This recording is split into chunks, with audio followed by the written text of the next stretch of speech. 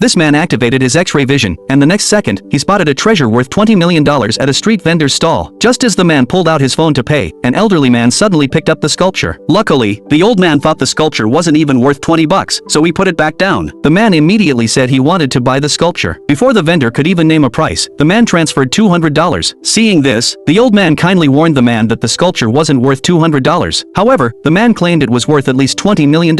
Hearing this shocked the vendor, so he confessed to the man that the sculpture was indeed fake. The old man was convinced the man had no clue about appraising antiques, so he made a bet with the man if the sculpture turned out to be real, the old man would bow down and call him master. Right then, the vendor quickly tried to talk the man out of the bet. He revealed that this old man was the president of the Antique Collectors Association. With 30 years in the business, the old man had never been wrong about authenticating antiques. But the man stuck to his guns and accepted the old man's bet. Soon, they all headed to an antique shop together. When the shop owner saw the sculpture on the table, his expression immediately turned serious. After carefully examining it, the shop owner offered to buy the sculpture for $5 million.